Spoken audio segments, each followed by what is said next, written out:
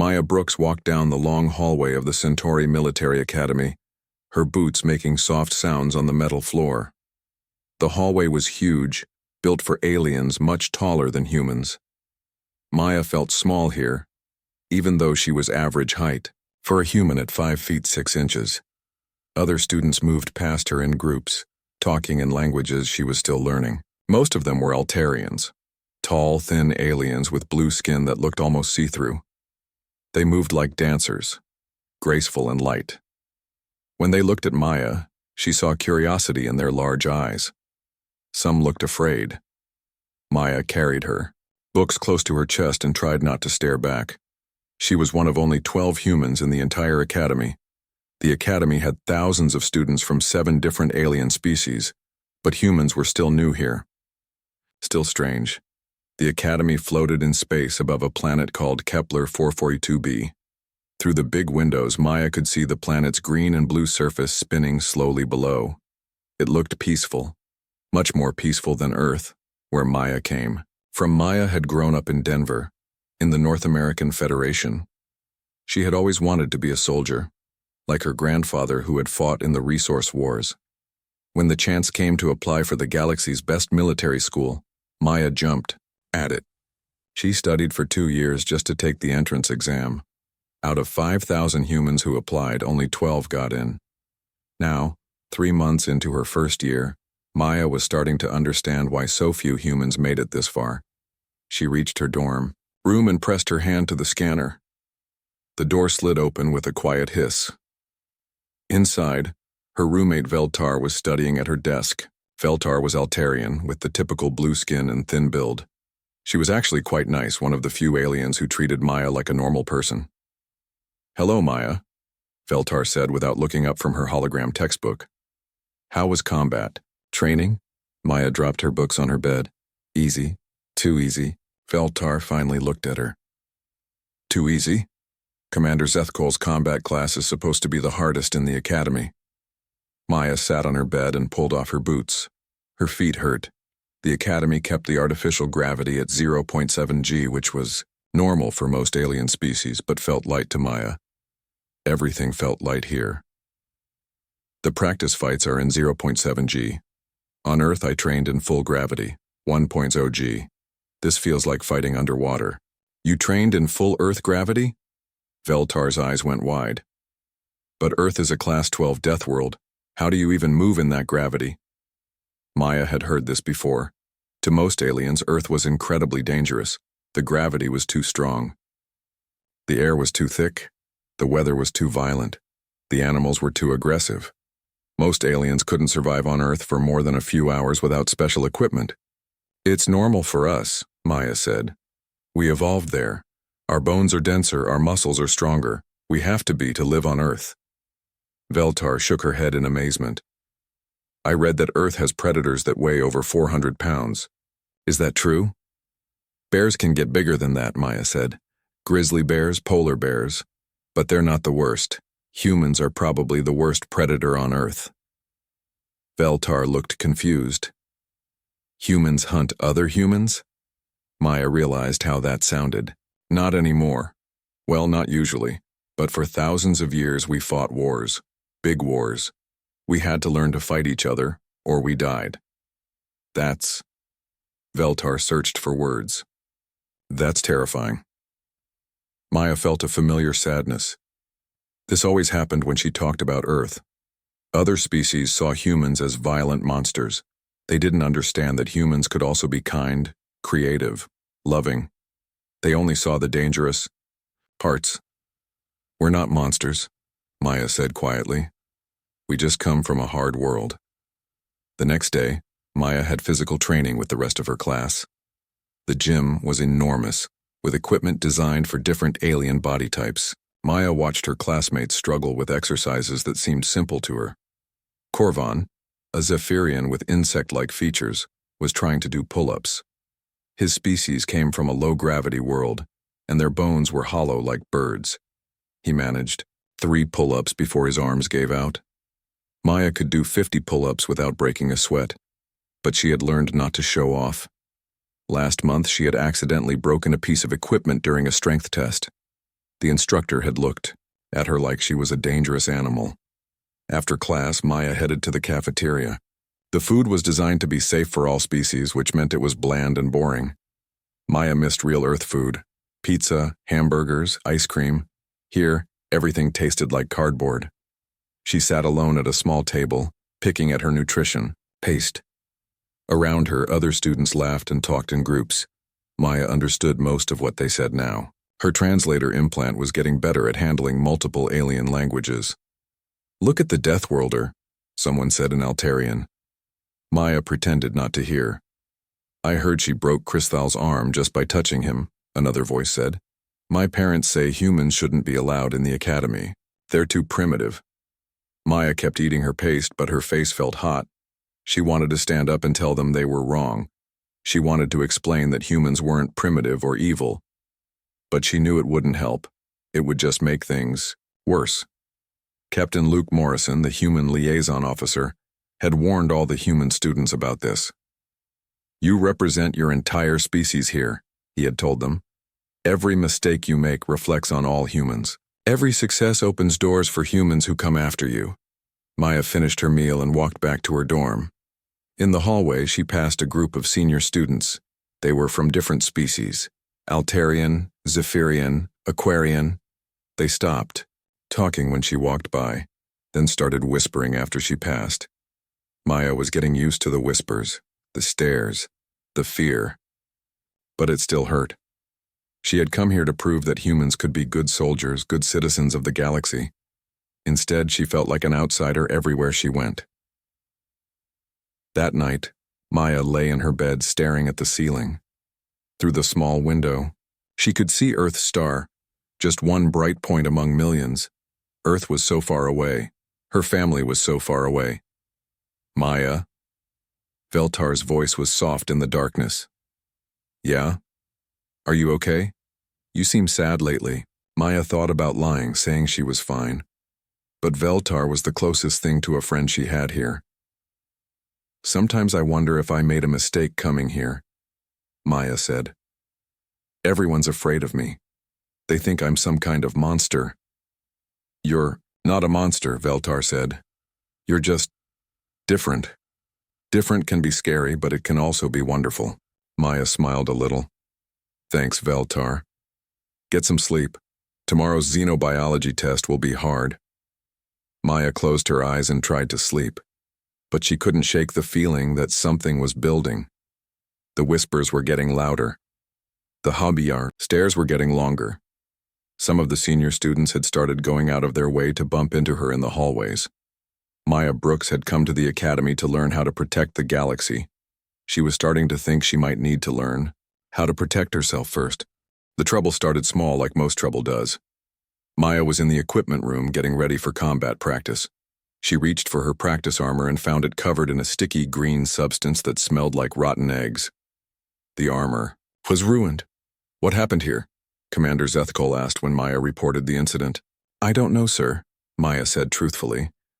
"I found it like this." The commander's blue face showed no emotion, but Maya could see he was thinking. "This is the third time this month, Cadet Brooks. Are you having problems with other students?"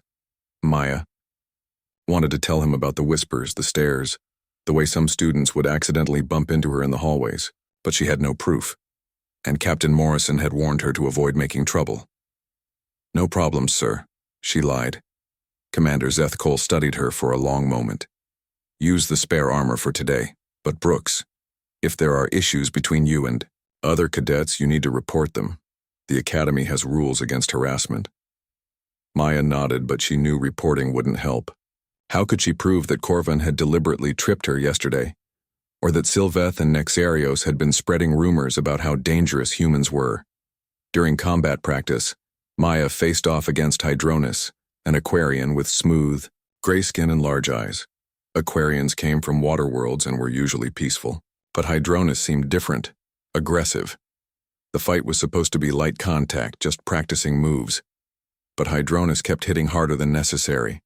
His webbed hands struck at Maya's neck and joints, places that would hurt but wouldn't show obvious damage. Maya held back, using only a fraction of her strength. She had learned to be careful after the incident with Crystal. The Quartzian's crystalline arm had snapped like glass when Maya grabbed it during a routine grappling exercise. Maya had been trying to be gentle, but gentle for a human was still too much for most aliens.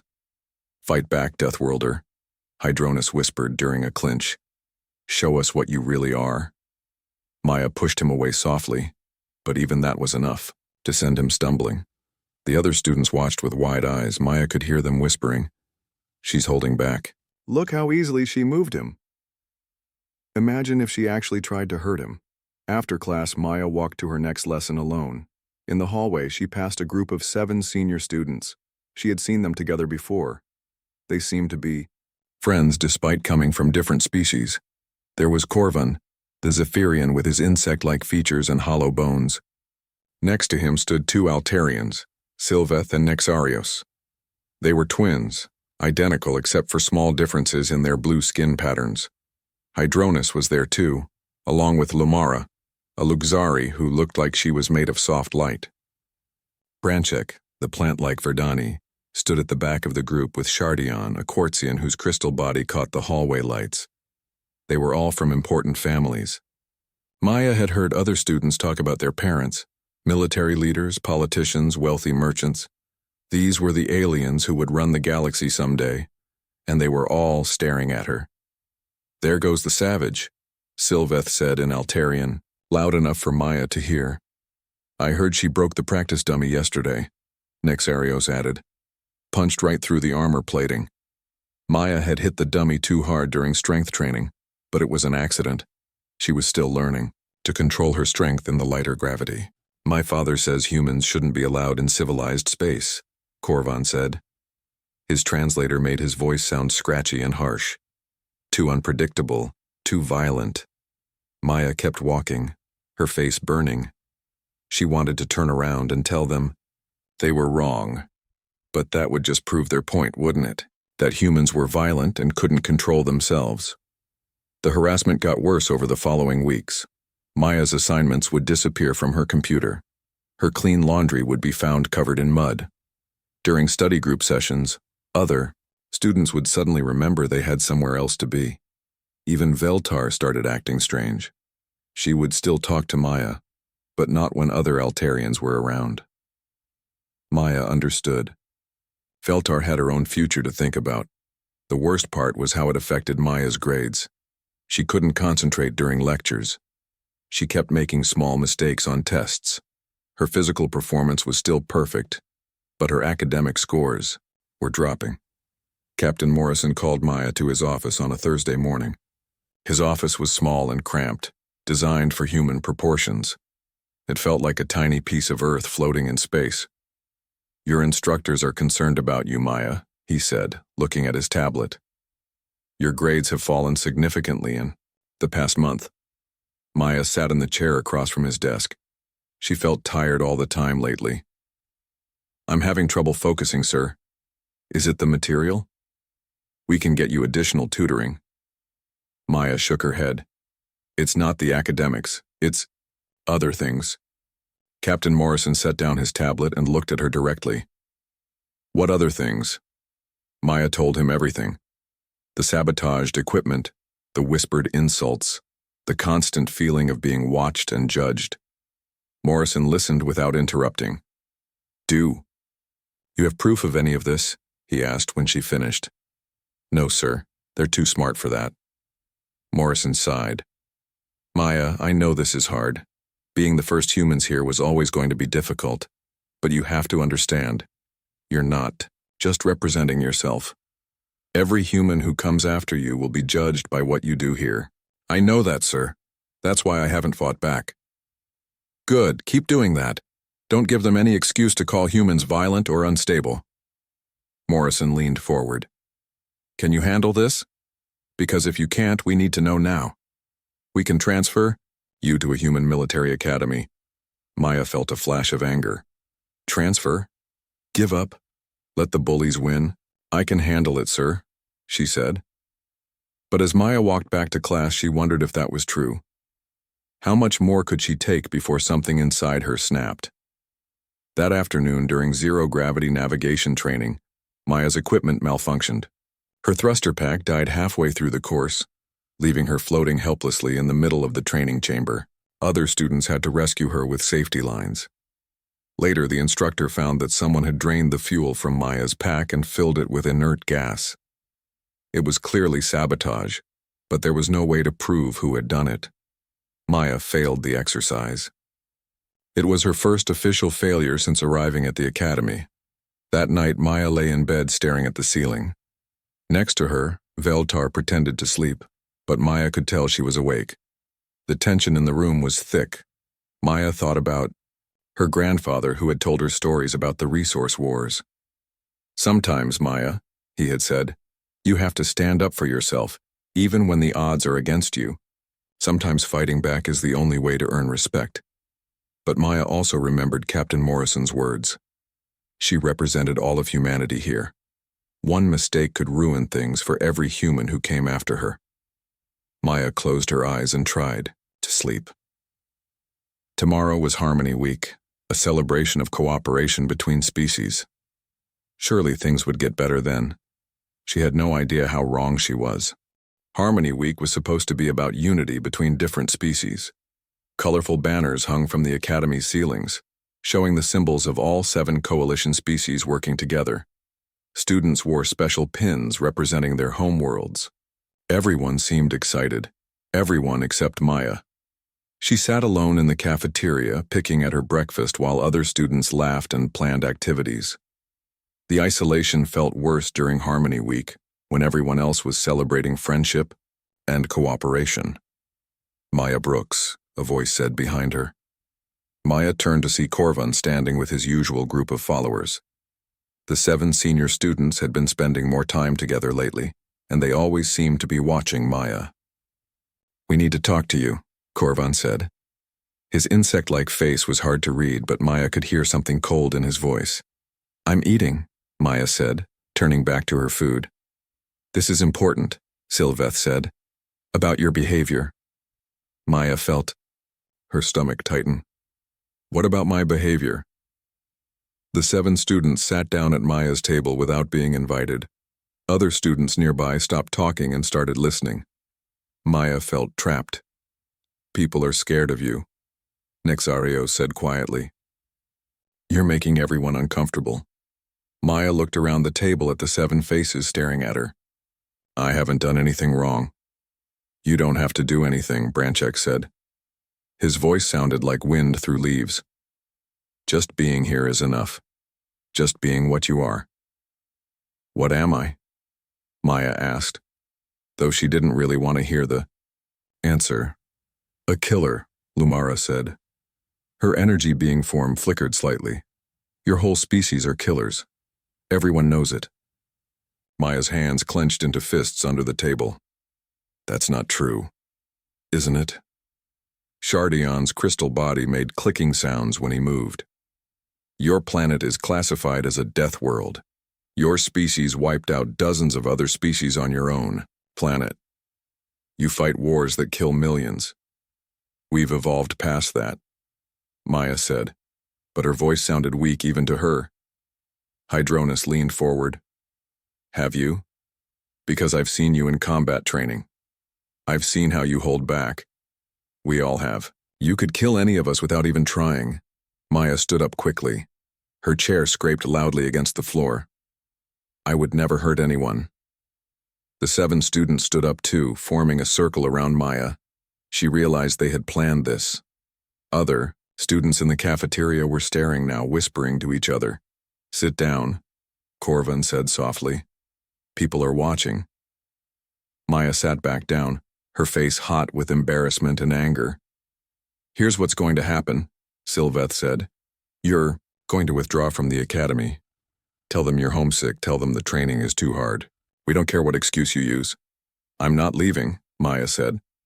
"Yes, you are," Nexario said.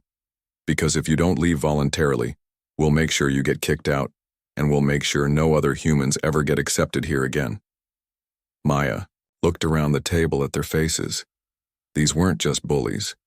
These were the children of the most powerful families in the galaxy. They had connections, influence, money. If they wanted to destroy her, they probably could. You have until the end of Harmony Week to decide, Corvin said. 5 days. The group got up and walked away, leaving Maya alone at the table. She could feel everyone in the cafeteria staring at her. Her hands were shaking. Maya tried to focus on her classes for the rest of the day, but it was impossible. Every time she saw one of the 7 students, they would smile at her. Not friendly smiles. Cold, knowing smiles that said they were in control. During combat training, Hydronus was her sparring partner again. But this time, he fought differently. Nastier. His hits were harder, aimed at places that would leave bruises. When Maya tried to complain to Commander Zethkol, Hydronus apologized sweetly and said it was an accident. Perhaps Cadet Brooks is having trouble controlling her strength, he said innocently. Maybe she shouldn't be sparring with other students. Maya wanted to scream. She wanted to grab Hydronus and show him what her real strength looked like. Instead, she apologized and stepped back. That evening was the Harmony Week cultural dinner. Students were supposed to share food and traditions from their homeworlds. Maya had brought some chocolate from Earth's emergency supplies. Real chocolate, not the artificial stuff they served in the cafeteria. She sat at a mixed table with students from different species. For a few minutes, things felt almost normal. A young Altarian named Pixel was asking Maya about Earth's weather patterns. Maya found herself smiling as she described thunderstorms and snowfall. Then Corvin appeared at their table. Maya, could I try some of that chocolate? He asked politely. Maya hesitated, then pushed the plate toward him. Sure. Corvin picked up a piece of chocolate and examined it carefully. Interesting color, very dark. He paused. Oh no, I'm so clumsy. He dropped the chocolate directly onto Maya's dress uniform. It wasn't an accident. Maya could see it in his eyes, in the slight smile on his insect-like face, but it looked like an accident to everyone else. Oh Maya, I'm so sorry, Corvin said loudly. How careless of me. Maya looked down at her uniform. The chocolate had left a dark stain right across the chest, over her nameplate and her human flag patch. Her dress uniform was the most important thing she owned here. It represented her place in the academy, her species' place in the galaxy. It's okay, Maya said quietly, but inside she was screaming. No, it's not okay, Corvin said. You should go change. You can't sit here looking like that during Harmony Week. Maya stood up from the table. The chocolate stain felt like a target on her chest. Other students were looking at her, some with pity, others with barely hidden amusement. She walked toward the exit, trying to keep her head up. Behind her, she could hear Corvin apologizing again to the other students at the table. Humans are so sensitive about their appearances, he said. I hope she's not too upset. Maya made it to the hallway before the tears started. She pressed her back against the wall and tried to breathe. It was just chocolate, just a stupid stain. But it felt like so much more. She heard footsteps in the hallway and quickly wiped her eyes. The 7 students walked around the corner, no longer pretending to be separate. They had been waiting for her. Poor little Deathworlder, Sylveth said mockingly. Crying over a little chocolate? Maybe you should call your mommy, Nexarios added. Maya pushed herself off the wall and started walking toward her dorm. She just wanted to get away from them. But they followed her. The hallway got quieter as they moved away from the dining area. This part of the academy was mostly empty during evening hours. Maya walked faster, but the 7 students kept pace with her. Where are you going, Maya? Corvin called. Don't you want to talk? Maya turned a corner into a maintenance corridor. It was a shortcut to her dorm that she had discovered weeks ago. The corridor was narrow and dimly lit, with pipes and cables running along the walls. This is perfect, Hydronus said behind her. Nice and private. Maya realized she had made a mistake. The maintenance corridor was a dead end unless you knew about the service hatch at the far end, and there were no security cameras here. She spun around to face the 7 students. They had spread out across the corridor, blocking her escape route. We tried to do this the nice way, Corvin said. We gave you a chance to leave on your own. But you just don't listen, Sylveth added. Maya backed toward the far end of the corridor. What do you want? "We want you gone," Nexarios said. "We want all humans gone. You don't belong here." "Maybe we need to teach you a lesson about respect," Branchek said. They started moving toward her slowly, like predators surrounding prey. Maya's back hit the wall at the end of the corridor. "Stay away from me," Maya said. Corvin reached out and put his hand on Maya's shoulder. To him, it probably felt like a gentle touch. To Maya, it felt like a cage closing around her. "Don't worry," he said softly. "We're just going to have a little chat about your attitude problem." Maya looked at the 7 faces surrounding her. She saw hatred there, and something worse, enjoyment. They were going to hurt her, and they were going to enjoy it. Something, deep inside Maya's mind, something that had been sleeping for months began to wake up.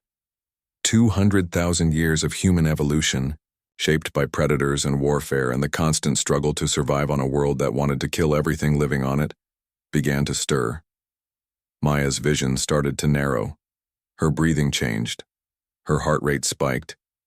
"Get your hand off me," she said quietly. Corvan smiled and squeezed her shoulder harder.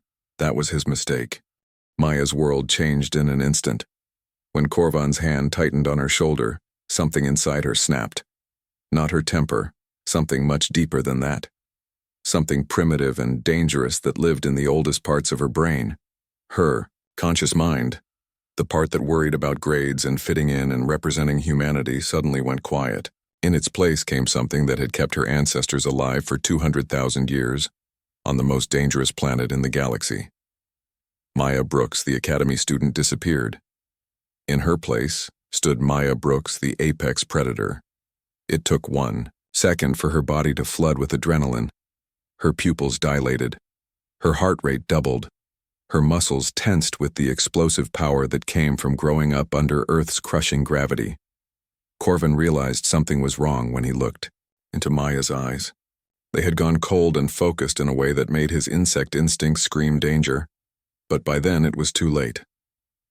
Maya grabbed Corvin's wrist, the same hand that was on her shoulder. To her, it felt like grabbing a thin stick. To Corvin, with his hollow bones designed for low gravity, it was like being caught in a mechanical press. The bones in his wrist and forearm snapped with sounds like breaking twigs. Corvan's scream echoed off the corridor walls. 2 seconds in, and Maya was just getting started. Hydronus moved first, rushing forward with the fluid grace of his aquatic species. But Maya had already shifted her weight, already seen the attack coming. Her elbow drove into his center mass, what would have been a light tap by human standards. For Hydronus, evolved in the gentle pressure of water worlds, it was devastating. 3 ribs cracked instantly. 1 punctured his lung. He collapsed to the floor, gasping and choking. 3 seconds. Maya pivoted as Shardion charged her with his species' trademark crystal-hard tackle. But where a normal human might have been, bowled over, Maya simply wasn't there anymore. She sidestepped with the reflexes of a creature whose ancestors had dodged saber-tooth cats. Shardion hit the corridor wall with tremendous force. His beautiful crystalline body, perfect for his mineral-rich homeworld, shattered like expensive glass. Crystal fragments scattered across the floor. 4 seconds. The Altarian twins, Sylveth and Nexarios, tried to coordinate their attack using their species' telepathic link. They came at Maya from both sides, moving in perfect synchronization. Maya's combat instincts, honed by millennia of human warfare, recognized the coordinated attack immediately. She dropped low and drove both palms upward into their solar plexus areas. The strike was calculated for human opponents. For the lighter, more fragile Altarians, it was like being hit by a sledgehammer. Both twins flew backward into opposite walls. Their elegant bones cracked. Their optimized cardiovascular systems couldn't handle the trauma. 6 seconds. Lumara, the energy being, tried something different. She attempted to phase partially into Maya's body, planning to disrupt her nervous system from the inside. It was a technique that worked on every other known species. But Maya's nervous system had been hardened by evolution under Earth's harsh electromagnetic field and solar radiation. When Lumara tried to phase into her, Maya's bioelectric field, designed to resist lightning strikes and electrical storms, fought back. Maya grabbed the partially solid Luxari and channeled her own electrical field through the contact. The feedback loop sent massive surges through Lumara's energy matrix. She convulsed and flickered, her light form destabilizing. 8 seconds. Branchek, the plant-like Verdani, released a cloud of paralytic spores, his species' primary defense mechanism. On any other world, against any other species, it would have ended the fight instantly. Maya's immune system, evolved to handle Earth's countless bacteria, viruses, and toxins, reacted immediately. Her histamine response spiked so violently that her strength actually increased. Her pupils dilated further. Adrenaline flooded her system. She grabbed Branchek's trunk-like torso with both hands and drove a knee into his center mass. The impact, powered by Earth-evolved muscle and bone density, sent the Verdani crashing through a maintenance panel. Sparks flew as electronic systems shorted out. 9 seconds. Maya stood in the corridor breathing heavily, surrounded by 7 unconscious or groaning aliens. Her hands were shaking as the adrenaline began to fade. Her vision started to return to normal. The silence was deafening. Maya looked down at her hands. They were her hands, normal human hands.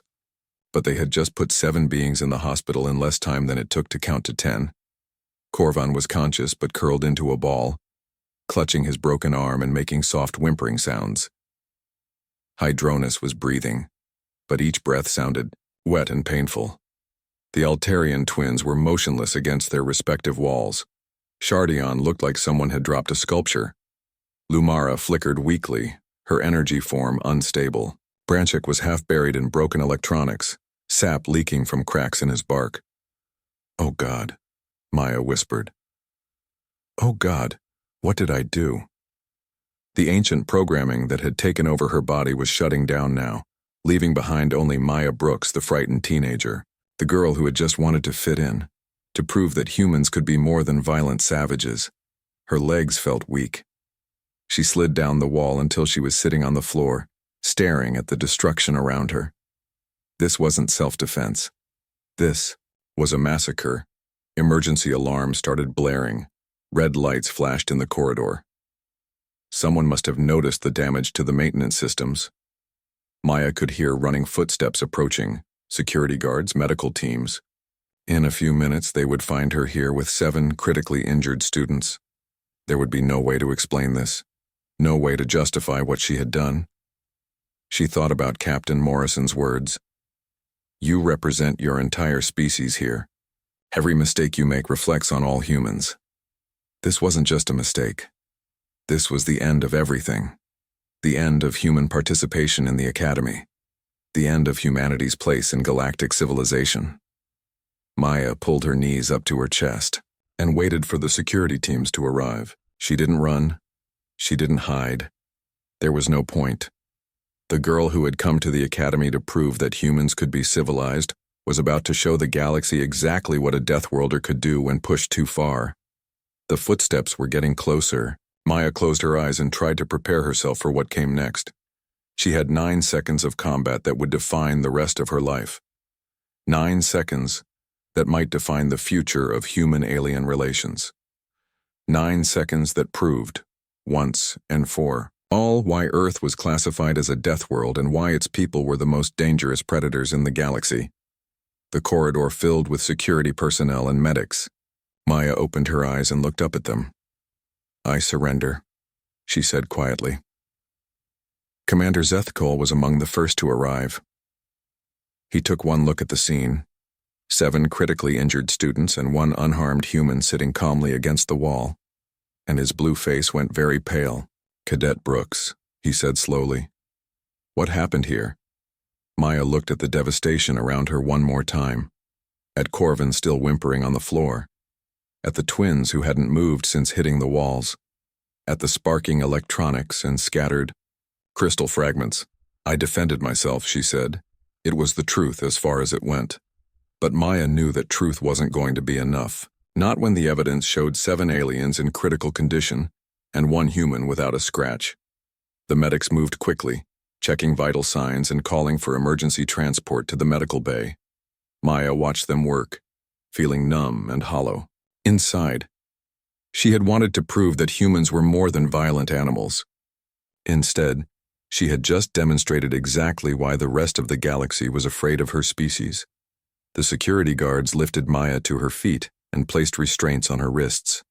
They were gentle about it, but she could see the fear in their eyes.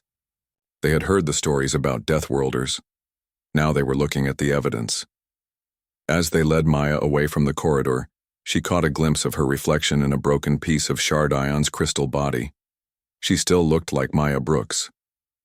But she felt like someone else entirely, someone much more dangerous than she had ever imagined. The tribunal hall was bigger than Maya had expected. It looked like an ancient courthouse with high ceilings and formal seating arranged in a circle. Representatives from all 7 species sat at a curved desk facing Maya's small table. Maya wore a clean academy uniform, but she felt like everyone could still see blood on her hands. 3 days had passed since the incident. 3 days of sitting in a holding cell thinking about those 9 seconds over and over again. The 7 students were all alive, but some were still in serious condition. Corvan's arm had required surgery to repair the broken bones. Hydronus was breathing with assistance. The Altarian twins had severe concussions. Shard Ion looked like a jigsaw puzzle that had been carefully glued back together. Maya had watched the news feeds on her cell's screen. The story was everywhere. Human student attacks, 7 classmates. Deathworlder violence at academy. Are humans too dangerous for civilized society? Now she sat in the tribunal hall, waiting to learn her fate and her species' future. This tribunal will come to order, announced Admiral Kethra, an elderly Altarian with silver-blue skin. She was the Academy's highest authority, and her word was final. Cadet Maya Brooks, Admiral Kethra continued, you stand accused of assault resulting in grievous bodily harm to 7 fellow students. How do you respond to these charges? Maya stood up slowly. Captain Morrison had coached her on what to say, but the words felt strange in her mouth. I plead not guilty by reason of self-defense, Admiral. A ripple of whispers went through the gallery. Maya could see alien journalists taking notes, recording everything for broadcast across the galaxy. The tribunal will now hear testimony, Admiral Kethra said. Commander Zethkol, please present your findings. Commander Zethkol stood and activated a holographic display. Security footage appeared, showing the corridor from multiple angles. Maya watched herself disappear around the corner, followed by the 7 students. The incident occurred in Maintenance Corridor 7G at 1947 hours, Commander Zethkol reported. This corridor has no internal monitoring, but we have audio recordings from the adjacent areas. The speakers crackled to life with the sounds of that night. Muffled voices, then Corvin's scream, then chaos. Maya closed her eyes, remembering. The physical evidence is extensive, Commander Zethkol continued. Damage to the corridor infrastructure suggests tremendous kinetic force. Medical analysis indicates that all 7 injured students suffered trauma, consistent with impacts from a significantly stronger opponent. More whispers from the gallery. Maya heard someone say, Deathworlder strength in Aquarian. However, Commander, Zethkol added, and the room went quiet. Our investigation also uncovered evidence of systematic harassment against Cadet Brooks over a period of several weeks. The hologram changed to show different footage. Maya's equipment being sabotaged, students deliberately bumping into her, the incident with the chocolate stain. Maya had never seen some of these recordings before. Furthermore, Commander Zethkol said, analysis of the students' personal communications reveals a coordinated campaign to force Cadet Brooks to withdraw from the academy. He displayed text messages between the 7 students. Maya read them with growing amazement. They had documented their own bullying, planning each incident carefully. The evening of the incident, all 7 students were observed following Cadet Brooks to an isolated area with no security monitoring. Voice analysis suggests they intended to intimidate or physically threaten her. Maya felt a spark of hope. Maybe the truth would matter after all. The next witness was Dr. Karen White, the human xenobiologist who had been called in as an expert. She was older, with gray hair and kind eyes behind her glasses. "Members of the tribunal," Dr. White began, "I need you to understand something about human biology that is often misunderstood by other species." She activated her own holographic display, showing images of Earth's wildlife and human ancestors. Humans evolved on what we classify as a Class 12 death world. For 200,000 years, they faced predators that would terrify most galactic species. Creatures weighing half a ton or more, with claws and teeth designed for killing. Images flashed by cave bears, saber-toothed cats, dire wolves. But more than that, humans faced their greatest threat from each other. Human warfare shaped their evolution in ways that other species find difficult to comprehend. Maya watched the tribunal members lean forward, paying close attention. When a human feels cornered and threatened, their ancient survival programming engages. Adrenaline floods their system. Their strength increases dramatically. Their reflexes become faster than conscious thought. Dr. White paused and looked directly at Maya. What happened in that corridor wasn't malicious violence. It was a biological response to a perceived threat to survival. But surely, interrupted Counselor Vexall as Ephirian representative, rational thought should override such primitive responses? Dr. White shook her head. Would you ask a Luxari not to phase when frightened? Would you expect an Aquarian not to release distress chemicals when threatened? This is fundamental biology, not a choice. She changed the display to show human combat statistics. By human military standards, Cadet Brooks showed remarkable restraint. A trained human warrior could have killed all 7 students in half the time. Maya disabled threats without inflicting lethal damage. That demonstrates incredible self-control, not mindless violence. The room was completely silent now. Maya could feel the shift in attention, the change in how people were looking at her. The defense called more witnesses. Captain Morrison testified about Maya's excellent record and her efforts to fit into academy life. Veltar, Maya's roommate, bravely spoke about the harassment she had witnessed, but the most powerful testimony came from an unexpected source. "I wish to speak," Commander Zethkol said suddenly, standing up. Admiral Kethra looked surprised. "Commander, you've already given your report." "With respect, Admiral, I wish to speak as a witness, not an investigator." He walked to the center of the room, his tall blue form commanding attention. "I have spent the last 3 days studying human military history," he said. "I have read about their wars, their tactics, their capacity for both violence and mercy." He turned to look at Maya. "What I witnessed in that corridor was not the action of a savage or a monster. It was the response of a soldier who chose to survive." Commander Zethkol faced the tribunal. "In my 40 years of military service, I have never seen such precise application of force. Every strike was calculated to disable, not destroy. In 9 seconds of combat faced with 7 attackers, Cadet Brooks made split-second decisions that saved lives while protecting herself." He paused, then said the words that would change everything. "If I were in combat, I would want Maya Brooks watching my back." Her restraint under extreme pressure demonstrates exactly the kind of judgment we need in our officers. The deliberation took 2 hours. Maya sat in a side room with her legal team, trying not to think about what would happen if the tribunal ruled against her. Finally, Admiral Kethra called everyone back. "After careful consideration of all evidence," she announced, "this tribunal finds Cadet Maya Brooks not guilty of assault. She acted in lawful self-defense against multiple attackers." Maya felt her knees go weak with relief. "However," Admiral Kethra continued, "this incident has revealed serious gaps in our understanding of Deathworld species and their integration into Academy life." She looked directly at Maya. "Cadet Brooks, your actions were legally justified, but they have also shown us that we need new protocols for training students from high-gravity, high-stress worlds." Over the following weeks, everything changed. The 7 students who had attacked Maya faced disciplinary action for harassment and conspiracy.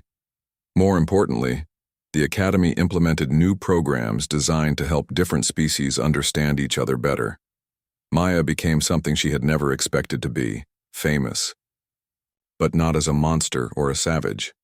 As the human who had shown that strength and restraint could coexist, she graduated with honors 2 years later. Her thesis, Multi-Species Combat Integration Protocols, became required reading throughout the coalition military. At the graduation ceremony, Maya stood with her classmates, including several new human students who had been inspired by her story. Veltar was there too, proudly wearing her new lieutenant's insignia. "You did it," Veltar whispered, as they waited for their names to be called. "You proved we can all work together." Maya smiled. "We all did it, all of us together." As Lieutenant Maya Brooks walked across the stage to receive her diploma, she thought about those 9 seconds that had changed everything. She had been terrified that her moment of violence would prove that humans were too dangerous for civilized society. Instead, it had proven that humans could be dangerous when necessary, controlled when possible, and trusted to make the right choice even in the worst circumstances. The galaxy was a safer place with humans in it, not because they weren't dangerous, but because they were dangerous and chose to use that danger to protect others. Maya Brooks had come to the academy to learn how to defend the galaxy. In the end, she had learned something more important: how to defend the idea that different didn't have to mean enemy, and strong didn't have to mean evil. As she shook Admiral Kethra's hand and accepted her commission, Maya,